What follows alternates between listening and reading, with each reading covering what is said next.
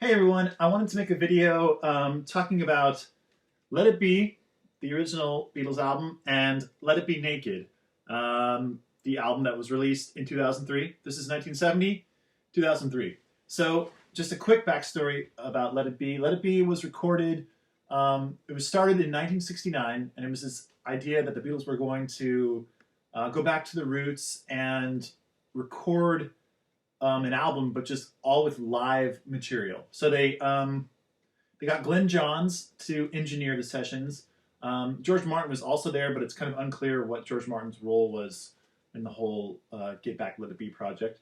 Anyway, they've made a movie as well while they were doing it, but we won't talk about the movie because that's a whole other topic.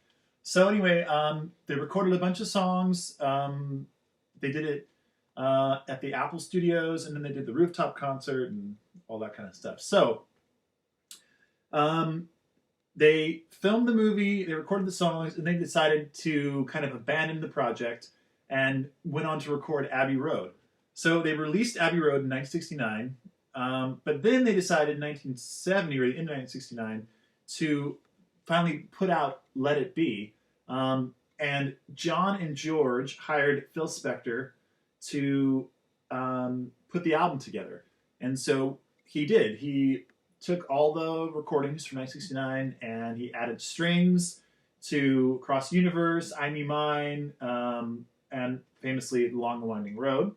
He also did some edits, like he made I Me Mine twice as long, which I think was a very good thing. And he added a bunch of like dialogue in between a lot of the songs. So it was released in 1970 after Abbey Road, which is confusing because Abbey Road was the last Beatles album recorded, but it was second to last released. So Let It Be was the last Beatles album that was recorded, or that was released. Sorry, released. Came out in 1970, and came out with a lot of controversy.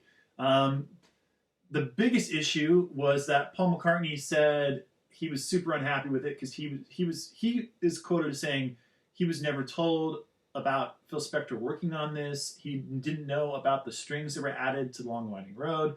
So that was a real big deal. And yeah, when this came out, it was kind of like, I think one of the reviewers, I think it was Rolling Stone maybe, who said this. They said it's like a cardboard tombstone, which is kind of a bleak way of saying it. And I think a lot of people thought it was just kind of like didn't sound like a Beatles album. Thing is, it was never intended to sound like a normal Beatles album. This was the Beatles trying to do something new, going back to, almost like their Please Please Me time period where they recorded just in the studio as a band and released whatever it was. No overdubs, all that kind of stuff. Of course, this album does have a lot of overdubs. Even the Beatles album before Phil Spector was involved, they did some overdubs on some songs. So that whole idea of no overdubs was kind of abandoned early on.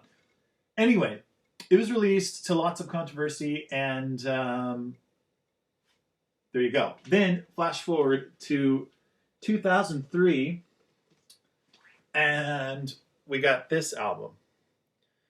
And really, I think it was Paul who was the main supporter of doing this album, Let It Be Naked, which the title, I don't like the title all that much. I heard that Ringo came up with the title Let It Be Naked. So on this album, what they did was they remixed all the songs, and they took out all the like dialogue in between the songs that was on the original Let It Be album. And most importantly to Paul, they removed all the string parts, all the Phil Spector production they removed on this album. So this came out. This also came out to a lot of controversy and people saying it's not good or it is good or whatever, but it's got this cool gatefold. Anyway, this video I wanted to discuss which album is better as an album, as this Let It Be album. It's a hard question, and okay, here's what I'm going to say about this. The original Let It Be album I love. I think this is a really strong album. It's a great album. Yes, I agree. Okay, here are the things that I don't like about it. I don't really quite understand why the song Dig It is on here and Maggie May, it's okay that they're on here, but the fact that they're on here instead of Don't Let Me Down, which to me is one of the best John Lennon songs ever. In fact, it might be my favorite John Lennon song. I don't understand why that's not on here, because it's such a great song and it should be on this album, but it's not. Also, there's plenty of room for it on the record, because if you notice, side 1 has 1, 2, 3, 4, 5, 6, 7 songs, and side 2 only has 5 songs. So it could have easily been on side 2 or whatever. So that's a criticism.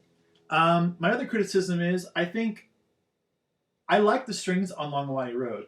I don't like what Phil Spector did to Across the Universe. I think I don't know if you call it the original version or whatever the version was they released on the World Wildlife Charity album, and the one that's on Past Masters now. I think that one was is far superior to this one. This one just sounds like it doesn't belong in this set. It's just so out of place for me. I love the song itself. It just doesn't work on this album for me. So those are my criticisms. Now, my praisings of this album, like I said, I like what Phil Spector did to Long and Winding Road. I understand why Paul was, obviously kind of freaked out that all of a sudden he thought this song was a certain way, and then it gets released and it's completely different. I don't think that's right, but I still like what Phil Spector did to it. I think he took I Me Mine and made it a really fantastic song. It was a good song, but he made it fantastic. Before he touched it, it was only like 1 minute and 30 seconds long. And he edited it so it became an actual song where I think it's almost 3 minutes long. Then he added some strings to it, and it's a really great song that he made even better. So I got to praise him for that. I like all the little dialogue in between. I know a lot of people say like some of the dialogue is just kind of a waste of time, but I like it. I think it makes this album unique, that you really do feel like you're in the studio with the Beatles recording. And I like the artwork for this album as well. I think it's cool. I like the all black with the 4 portraits of the Beatles, and I like the back cover as well. So that's my assessment of this. Now, on to Let It Be Naked. Like I said, I don't like the title really at all. I don't quite understand. I don't think that makes much sense. If I would have had the choice, if Apple would have hired me, which is never gonna happen, but I would have called it maybe Let It Be Revisited, or I don't know, Let It Be Volume 2. I don't know, something like that, right? Or call it the Get Back, because it's originally going to be called Get Back, something like that. But not Let It Be Naked. I just don't quite understand that. The album cover to me is okay. I don't know. It doesn't really look like a Beatle product to me, but it is a Beatle product, so I suppose then, I don't know. What do I know, folks? Anyway, that's my assessment of the cover. And then I do like that it has this gatefold, which is cool. I like this photo, and it's got this like kind of foil look to it. Granted, the original Let It Be did have a gatefold as well. And the back cover is cool too. Also, this one comes with a really cool booklet that the original Let It Be came with a book as well, but I don't have that original Let It Be in the box with the big book, which is hard to get now. But anyway, this came with this book, and it's got a lot of great photos of George, and I guess it has all the original dialogue that was in the original book.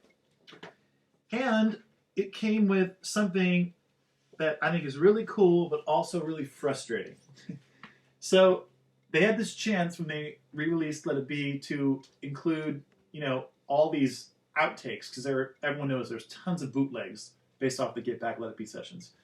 So they could have included a whole nother album of just outtakes, like Susie Parker, the fast version of Two of Us, different takes of all the normal songs and whatever, right?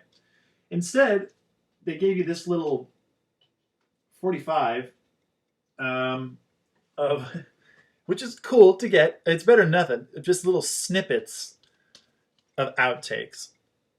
So I don't know if you can see that there. And I find this really frustrating to listen to, because when you listen to it, it's like 10-second clips of some really interesting things that I've never really heard before. Like the thing I like the most is actually a Ringo song called "Taking a Trip to Carolina," which it sounds really fun and cool, like a cool Ringo song. But you hear like a second of it. Then there's like an unreleased Lennon McCartney song called "Because I Know You Love Me So." Again, just like 10-second clip of it. So that's kind of a bummer, but it's cool they included it. So I'll praise them for that. Now, on to my criticisms of Let It Be Naked. First and foremost, I do miss the kind of funny dialogue that's on the original Let It Be album. I kind of miss it from this album, but I do understand they were trying to clean this up and, I don't know, I guess make it more of like like a traditional Beatles album, really clean and all that kind of stuff. So, okay, but that's still, I wish it was back in here. Another criticism, I think that on this, they did like two edits with Pro Tools that fixed, quote, some things. One of them was, I think on Dig a Pony, there's a thing where John allegedly goes a little bit out of tune, so they auto-tuned his voice. Personally, I don't really notice it, but when I read about it online and then I went to go listen to exactly that moment, I could tell it was different from the original. That I think is ridiculous and makes no sense why they would do that. Why? I don't know. First of all, John Lennon had one of the best voices of all time. He didn't sing out of tune. It's not out of tune. It's okay. Maybe it's technically not correct, but to me, that was just the feel of what he was doing at that time. And to go in there and fix it with Pro Tools, Auto Tune, or whatever, I don't know. That just kind of drives me crazy. So, as you can tell. Anyway, I don't like that. And I think they did something else too. For You Blue, I believe, they did something to maybe George's guitar or something like that. Anyway, I don't quite like that. I also, let's see, what else don't I like? I think that's about it. Now, what I do like about this album, the sound quality is great. It sounds awesome. I know some people have criticized it, saying it's too digital sounding or whatever. I think it sounds great. It's totally crisp and clear. This vinyl version sounds amazing too. I really like the audio side of it. They really made it great. And the number one thing I like about this, they included Don't Let Me Down on here. On side 2, track 2, you get Don't Let Me Down, which is amazing. So it's back where it belongs. And then I also like what they did with Across the Universe. So they stripped everything away, and it's just John and an acoustic guitar, and then like a little bit of like sitar from George. And I think it's really, really cool and really nice. Now, it still doesn't belong on the album to me. It doesn't. It's from a different time period of the Beatles. It's from way back even before they did the White Album. Is what Across the Universe is from. Across the Universe belongs with like Lady Madonna, Hey Bulldog, and The Inner Light. That's the time period it was recorded. So to have it on here, it doesn't make much sense, especially because it has like a sitar on it and stuff. So, but you know what? It's on here. I'm thankful that it's on here. It's a different version of Across the Universe. So cool. Okay. And yeah, so I do like this album. I think it's really cool. But if someone said to me, you can only have one. You can only have either this album, the original Let It Be, or Let It Be Naked, and I had to choose, I do believe that the original Let It Be would win for me. Even though it doesn't have Don't Let Me Down on it, which is a drag, and I love that song. I just think as an album, from start to finish, this just works for me. It's, I don't know, I like what Phil Spector did to it. I just love it as an album. I love this as well. I love Let It Be Naked as well. I think it's really cool. But it is lacking something. It's lacking that like magic for me. I don't know if that's because was digitally done, so it's lacking that like that warmth, I guess, that you find in the original vinyl. I don't know. I just do feel like I really have to go with the original Let It Be. But as I say that, I'm really happy they did release Let It Be Naked because it's nice to have an alternative to this original album and to listen to this to maybe think of like this is maybe how it could have been. Um, and I guess it made Paul happy that he was able to put out Let It Be the way he thought it should sound. So good for him. Now, of course, there's also some of you who could say, well, I don't like the original Let It Be. I don't like Let It Be Naked. Maybe you like the bootlegs. And this is one of my favorite of the Let It Be Get Back bootlegs. It's called Get Back to Toronto. And it's basically taken from like a radio show. I guess when John Lennon and Yoko Ono were doing one of their bed-ins, John had an acetate or maybe like a tape of the rough Let It Be Glenn Johns mixes. And I think he either gave it to a radio DJ or played it on the radio. Anyway, this is from that. And it actually has like a little, the first song is called Peace Message, which is John and Yoko talking. But then it has a bunch of the early Get Back, Let It Be songs. Starts with Teddy Boy, which is a Paul song, obviously, that didn't make it. Then it has On Our Way Home, which is Two of Us. Then it has All I Want Is You, which is Dig a Pony. Then it's got I Got a Feeling, Let It Be, Don't Let Me Down, all right. Sweet and Lovely Girl, which is, of course, For You, Blue. Get Back, and When You Walk, which is another unreleased song from the sessions. So I really like this as well. I don't like it more than the original Let It Be, but it's nice to have a little bit of an alternative to the Let It Be Get Back album as well. So, I don't know. What do you guys think? Do you prefer the original Let It Be album, produced by Phil Spector, or Let It Be Naked, or one of the bootlegs of the Get Back Let It Be sessions? What do you like? I'd be curious to know. So let the debate begin, because I know it's, there's never going to be a right answer, and everyone feels differently about the whole Let It Be Get Back project. Even the Beatles felt that way. I mean, I don't think it'll ever be solved. So that's it for now, and comment below. I'd love to hear what you all think. So there you go.